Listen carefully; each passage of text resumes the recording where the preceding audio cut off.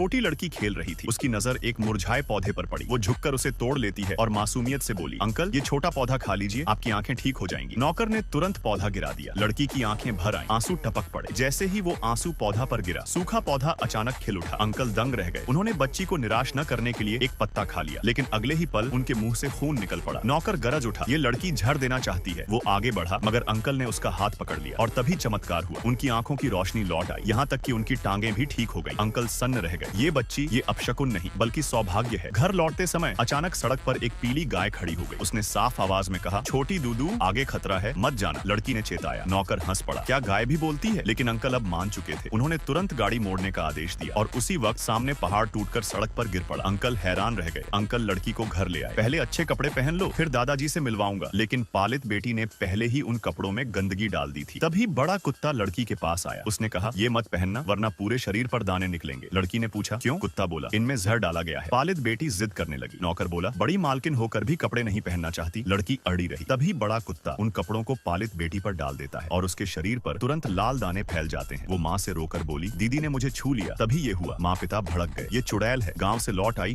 और अब बहन को सताने लगी। बड़ा भाई गरज उठा, तेरे पैदा होते ही माँ खून बहाकर मरते मरते बची। तेरे बाद पापा का व्यापार डूब गया। अब तू लौट आई और बहन को सताने लगी। तू अपशकुन है। लड़की रो पड़ी। मुझे तो पापा मम्मी बहुत प्यारे हैं। उसने गांव में बनाई परिवार की तस्वीर दिखाई, लेकिन उसमें पालित बहन नहीं थी। पालित बहन कांप गई। क्या दीदी लौट आई है तो आप मुझे निकाल दोगे? दूसरे भाई ने तस्वीर फाड़ दी। पिता चिल्लाए, मेरी सिर्फ एक बेटी है, वो तेरी बहन। तू दादाजी की सेवा कर और तुरंत घर से निकल जा। लड़की माँ से लिपट गई। माँ ने कहा, मुझे ये बेटी नहीं चाहिए। तभी छोटे अंकल बोले, अगर तुम नहीं चाहते तो मैं चाहता हूँ। बड़ा भाई सन्न रह गया। उसने देखा छोटे भाई की आंखें और टांगे पूरी तरह ठीक हो चुकी थी। अंकल गरजे, तुम्हारी पालित बेटी कभी दूदू की बराबरी नहीं कर सकती। तभी खबर आई, बुजुर्ग मालिक का निधन हो गया। सब अस्पताल भागे। बड़ा भाई बोला, ये सब उसी लड़की की वजह से हुआ। लड़की बोली, दादाजी सोए हैं, मैं उन्हें जगा सकती हूँ। सब रोकना चाहते थे, लेकिन अंकल ने साथ दिया। लड़की के बाल सुनहरी रोशनी बिखेरने लगे। उसने दादाजी की नाक छुई। वो तुरंत उठ बैठे। मुझे लगता है मैं 10 साल और जी सकता हूँ। दादाजी बोले, मैंने इसे बहुत दुख दिए, अब ये जो चाहेगा पूरा होगा। बड़ा भाई बोला, हम हर महीने इसे 5 लाख भेजते हैं। चैन ग्वांजिया बोला, हमने कभी 1 रुपया नहीं भेजा। दादाजी गुस्से से बोले, बड़े बेटे से सब पद छीन लो। माँ ने लड़की को गले लगाना चाहा, लेकिन लड़की बोली, ये घर ठंडा है। अंकल क्या आप मेरे पापा बनेंगे? अंकल ने बाहों में भर लिया। अगले दिन नीलामी। पहला ताज और बाकी सामान सब नकली निकला। लड़की ने बिल्ली की मूर्ति चुनी। सब हंस पड़े। बड़े भाई ने बोली, बढ़ाकर खरीदा, फिर आंखें निकालकर कचरे में फेंक दिया। लड़की ने उठाया। गुरुजी ने काट कर देखा, अंदर सेडिंग जी दी वांगलू सबसे कीमती हरा जेड निकला। कीमत 15 अरब। सभी दंग रह गए। सच सामने था, दूदू ही असली सौभाग्य है।